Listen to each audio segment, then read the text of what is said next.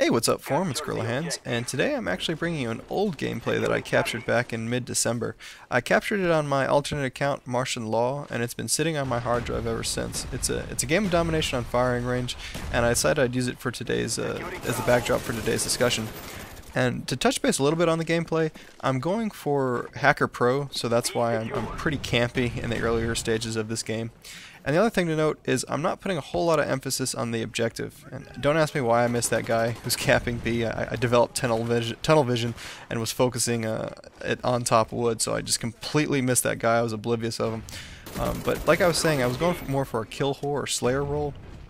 And the only reason I'm capable of doing that is because my teammates are doing a really good job of capturing flags. More often than not, whenever I'm running solo, I've found that it's not the best strategy to put a whole lot of emphasis on kill whoring, because it doesn't really matter how many kills you get at the end of the day. If your team isn't doing a good job of capping flags, then you're going to lose. I can go, 80 kills and 5 deaths. It doesn't matter if my team or if I'm not capturing flags. So that's a strategy that I don't often employ, but it seemed to work out for me in this game.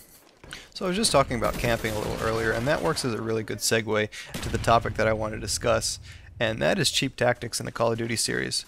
A couple weeks ago, Wars put up a topic on COD HQ asking members, what do you guys consider cheap tactics in Call of Duty, and how do you go about determining if something's cheap? And some of the things that were discussed were modded controllers or glitching and hacking, things along those terms.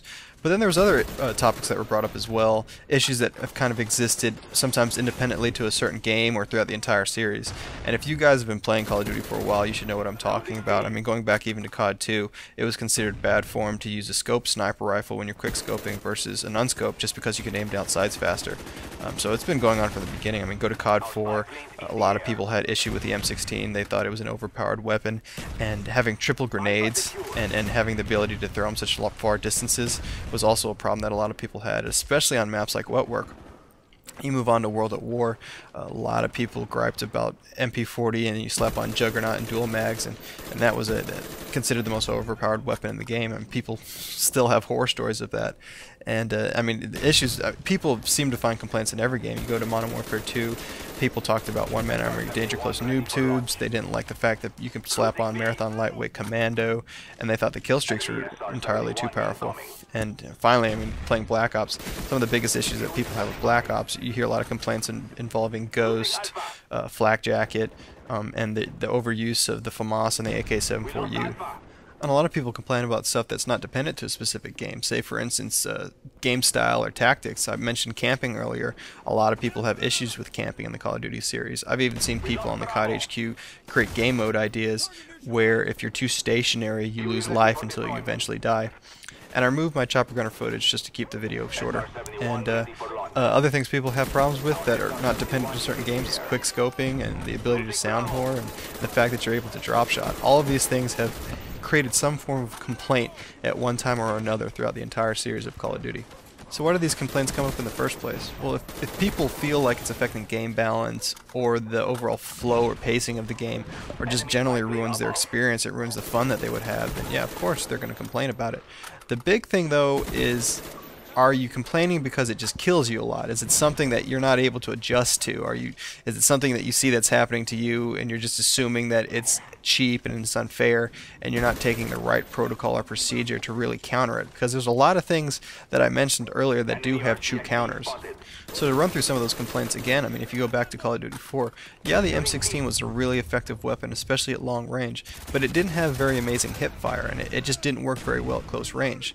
Now, if you had an SMG, then you would normally trump M16 in close quarters combat. So just knowing how to get close to somebody using an M16 and getting into close quarters areas like that or situations like that, you'd normally win the gunfight.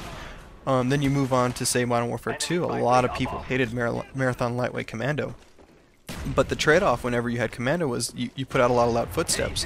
So if you're able to pay attention to the sounds associated with somebody using that class, you can hear them before they got within range to knife you. So I mean, there were little trade-offs and counters to it. And even the kill streaks, when that game first was released, a lot of people said they were too powerful. They had too much effect on the game. If you called in a chopper gunner, it was basically game over for the other team when the game first came out. But a couple months down the road, people started to learn, hey, I need to put on a javelin or some anti-air class and shoot that sucker down the second it gets in the air. And now, I mean, a Harrier's only good as its bombing run. I mean, kill streaks are almost non-existent or don't have as big effect as they once did. And then we move on to Black Ops, and a lot of people have issues with the Ghost perk. And I'll give you an example right here. I'm paying too much attention to my UAV and not enough attention to my surroundings, and this guy catches me off guard and kills me.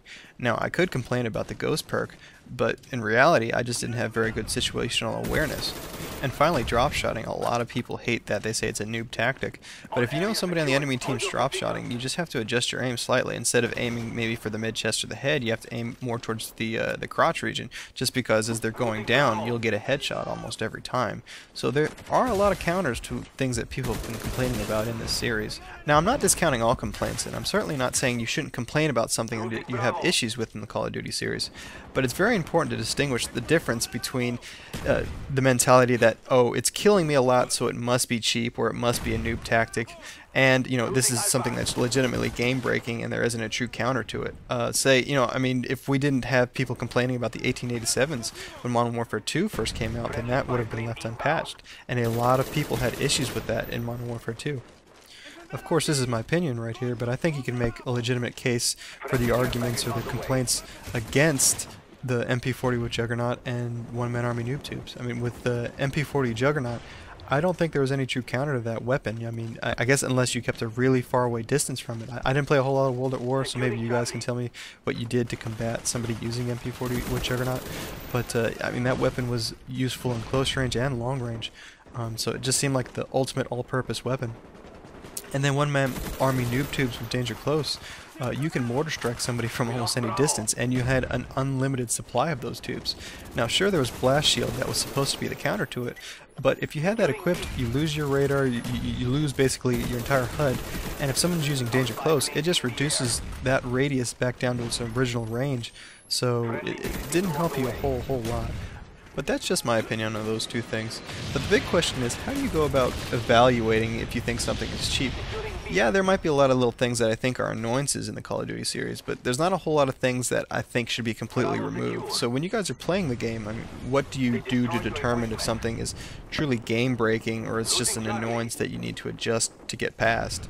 And in an effort to appease the Call of Duty community, Treyarch's doing things a little bit different than what they did with World at War.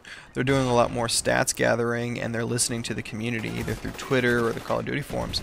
And they have made post-game adjustments to weapons. They've made little tweaks here and there that aren't just respective to bug fixes. So they are listening, and they are trying to help make a balanced game for everybody playing it. And for the people that are complaining about Ghost and Flak Jacket, an interesting little fact, the #1 most used Tier 1 perk is Lightweight. But let me know if you guys are going to tweak something like Black Ops. What would you do to go about changing it? How would you gather data? I mean, what would be your determining factor in making adjustments in the game? My thought process is a lot of people would make changes that made the game easier and more fun for them, but that doesn't necessarily mean it would make for a more balanced game. I guess if it were me and I was going to make post-game modifications to something like Call of Duty, I'd probably follow the same tactic that Treyarch is utilizing to determine if something's cheap or overpowered or game-breaking.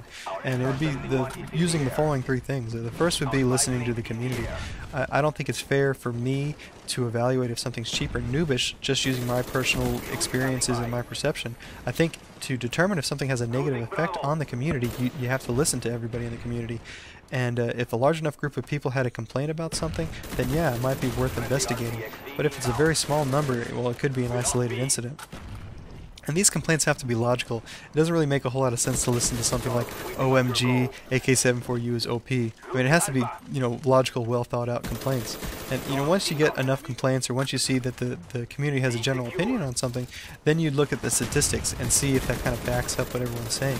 And if that's the case, then you'd probably want to sit down and say, you know, is this how we intended it to be utilized in the game? Does this fit into how we want the game to play? And I'll give you an example. I really am curious to see what would happen if you sit down with the Infinity Ward DEs and said, is this how you foresaw a one-man army to be used when Modern Warfare 2 came out? Did you see it to be used in conjunction with noob tubes as it did? I'd be curious to see their response. But let me know what you guys think. Final score is 71 kills, 10 deaths, 3 captures, and 9 defends. And as always, take it easy.